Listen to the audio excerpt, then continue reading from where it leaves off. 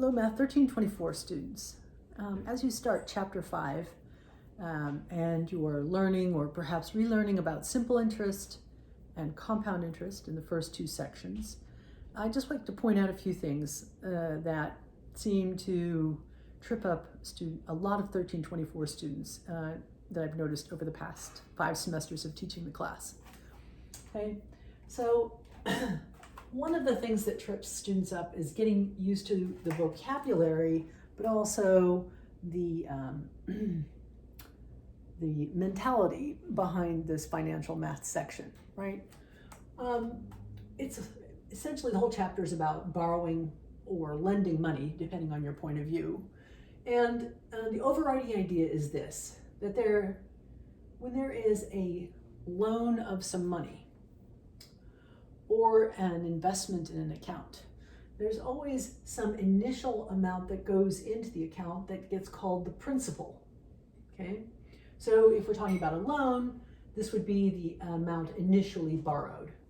So what you need to do is realize that this is connected to a moment in time.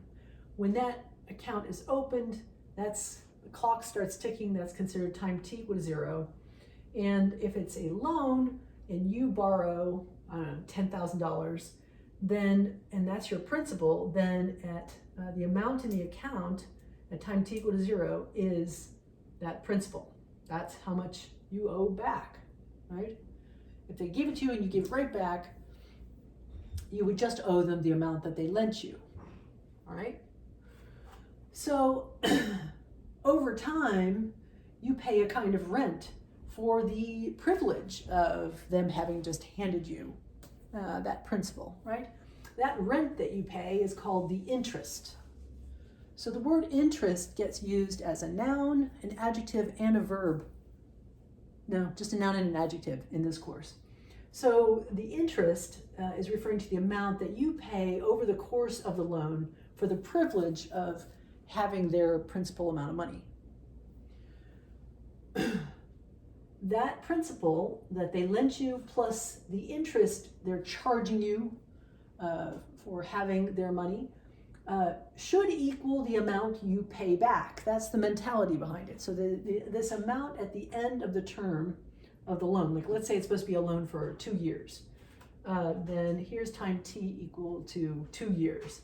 At that time, the amount in the account might be the principal $10,000 and let's say $500 worth of interest. So $10,500 would be the amount in the account, and that is expected to be the amount you are going to pay back at the end of the loan. Okay? So for that reason, we write the amount in the account is always equal to the principal plus the interest. That seems to be fine until students start studying two different formulas for interest, or for the amount in the account. There are two different types. There's simple interest and with compound interest. Okay. With simple interest, the interest function is just linear function of time. Okay. And you will see these formulas at the principal plus the interest, where the interest is just the product of the principal times the interest rate, there it is as an adjective, times the time. Okay, so I equal to PRT is simple interest. So students have no problem memorizing that and using that. Problem is, that's a very small bit of the course. Many more problems, many more applications have to do with compound interest, where the interest is an exponential function of time, so that the amount in the account that you owe is increasing exponentially.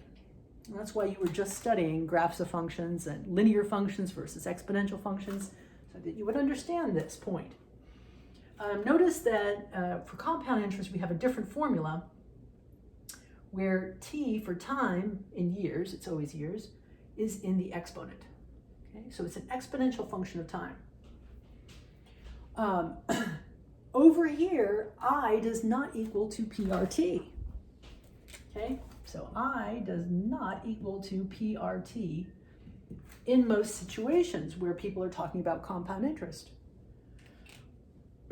why should you focus more on the compound interest and realize that instead of calculating this for interest, you're going to use this idea. The interest earned is always going to be equal to, well, whatever the amount in the account is minus the principal. That's how you're going to calculate interest for most of the time. Why? Why do we focus on compound interest? Well, let's look at an example.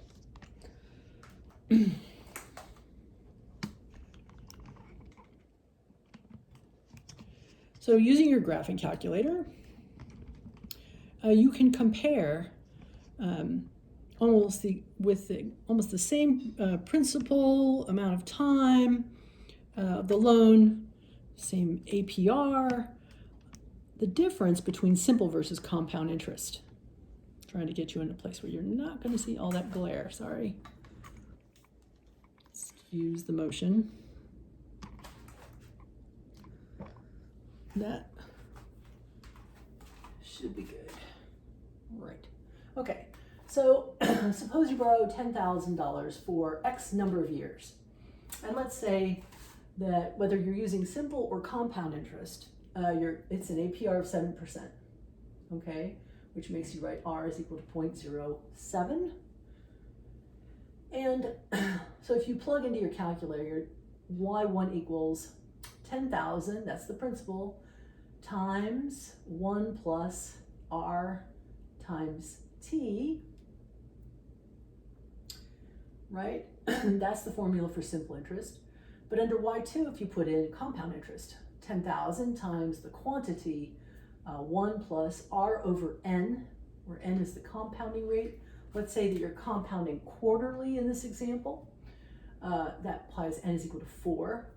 So you'd have 1 plus R over N raised to the N times T, or 4 times T. So if you plug that in, and if you set your Y max, Y min, X min, and X max as I have them here, you should see, and press graph, you'll see these two functions of what? Well, the first one, or the one that's significantly greater amount, oh, I'm sorry, let's go to Y1 first. Y1 is this one here. Y1, when you press graph, you watch that one graph first, right? That's the amount when you have simple interest, the amount in the account. And this is time. If you set X max equal to 50, that gives you a good, that gives you this picture. And so you can see what's happening here. With the simple interest, they're only accruing a certain amount versus way more if you're using compound interest. And that's why people use compound interest whenever they possibly can.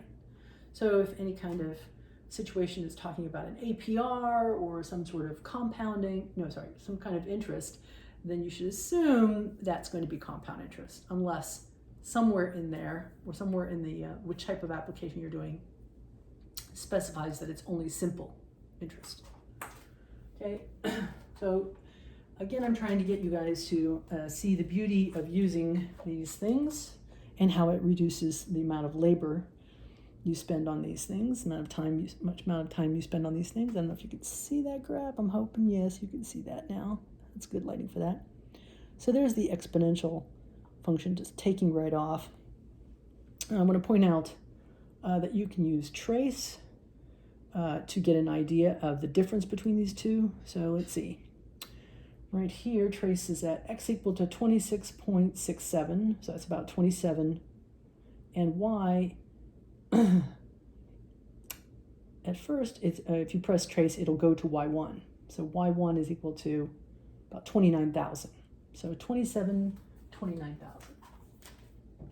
That's about here. 27, 29,000. That's an approximation. Every point on the graph can be analyzed, and you should be able to do that. It's called interpreting the graph. So what is this saying? When X is equal to 27, we're talking years. So after 27 years, in the simple interest account, there's about $29,000, right? If you now just hit up, I believe it'll go to the graph above it, at the same X value, 26.67, so about 27 years in. What's in the compound interest account? 63,647. So let me see, this is about